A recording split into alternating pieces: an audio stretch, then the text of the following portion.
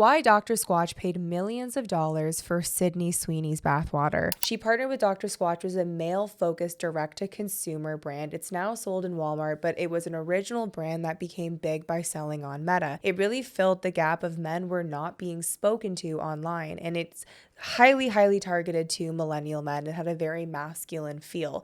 What Dr. Squatch knows well is its target customer, and they focused on this specific campaign in speaking to only their target customer, because if you try to please everyone, you please nobody. And this is the biggest thing that is killing brands today, because when you try to cast a wide net, you don't end up connecting with anybody. And that is the problem, is there's so much noise, there's so much saturation.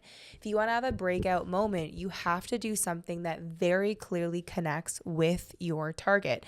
Your target is not going to be a massive net to cast. A target is a target.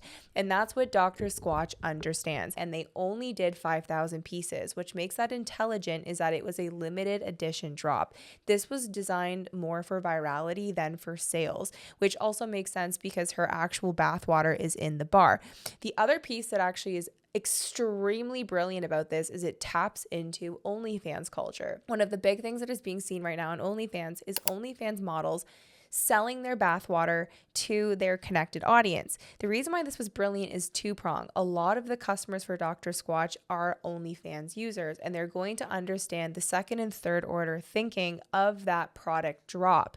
This is the kind of thinking you need to use as a brand. On its face, it's shocking and weird. You can get her bathwater in your soap. Why would you want that? Well, it's intelligent because, one, it's hyper masculine. It connects to wanting to drink the earth, the gods, the bathwater of the model, but it also speaks to the massive emergence of OnlyFans culture. Another aspect I want you to consider when it comes to thinking about your target audience is the way that we see tigers versus the way that others see tigers in the wild. Now, bear with me on this one, because it's actually a fantastic visual that you can come back to. So I always wondered why tigers were orange and black in the wild, because when you look at them compared to the jungle, they actually not only like kind of stick out, but like really stick out in a way that as a predator, it doesn't make sense for trying to blend in.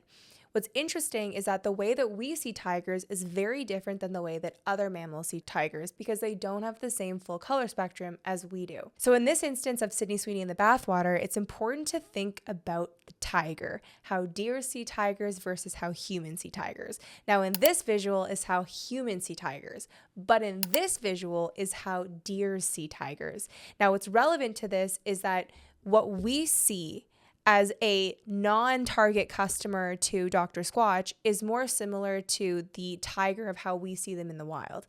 But how the core target customer sees Dr. Squatch is like the deer. It completely blends in. It makes perfect sense. It fits into its environment. I want you to use this lens when you're trying to make a decision for your brand that's on brand for your target, instead of what you think makes sense, or having a marketing person in making decisions that are in their own self-interest than their brand self-interest. And I see this all the time. It's actually one of the biggest bones that I have to pick with most CMOs, because they put their own personal lens on the brand instead of what makes the most sense for the business. That's why having a very clear brand core, brand vision, and shared values or target market persona is the best way to execute this. The core takeaway that you can learn from this drop is that you have to understand your core target market. The number one issue I see with brands is that they don't hyper focus on their brand core. Their brand core is your who, your what, your where, your why, and your how. It's understanding clearly if you have target market personas or shared value personas, which are very different. Target market personas are psychographic, specific demographics of people, where shared values offers variance in range in who your customer base is, but focuses on their shared values. When you have a hyper focus on brand, your execution is always on target, which makes it effective. Often what hurts most brands is a brand death by 1,000 cuts. They start to make decisions that veers and takes the brand off course.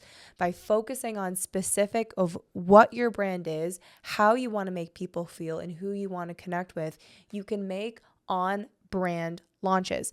The other thing that you can learn from this is that you can do things to get virality and not to make money. By only doing 5,000 pieces, it wasn't a new SKU that the business was trying to introduce. This was purely designed as guerrilla marketing, and it worked. This truly broke the internet with thousands of videos being made instantly, more earned media value than they would have been able to get with any single launch. The brand got reach, attention, and noise based on doing something shocking. A lot of brands aren't prepared to lean into sexuality, what the target market actually wants when it is a vulnerable or controversial topic. But in order to break through, you have to lean into the gray. You have to understand assumed risk, and you can't be afraid of pissing people off that aren't your customer. We live in an age where you can get feedback from people that don't matter. You need to have your ears open and your eyes on for sifting through to realizing what matters. In order to break through, you have to create content that generates awareness. So when you think about creating content or doing anything, you want to do it on a funnel. You want to move from awareness, interest, consideration, and conversion.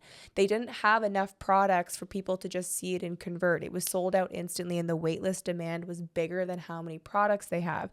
But what they did by generating that awareness is they drove way more sales by understanding what a shock and awe factor like awareness piece like their campaign with Sydney Sweeney would do to move people down into converting and being loyal followers. They also leaned into storytelling. People want to tell a story, and by creating story narratives around your brand is how you create a lasting brand. I talk about brands and that there's 3 different pillars, basically 3 different levels to a brand. The first is a brand, and this is a basic brand. Your local coffee shop, your local restaurant, that's good, but doesn't graduate to a good brand because they don't have consistency on their product, their experience, and their story. When you're not focused on those 4 core pillars, which are a good product, a good story, a good experience, and consistency, you do not have a good brand, which is the second level of a brand. The third level of a brand is a great brand.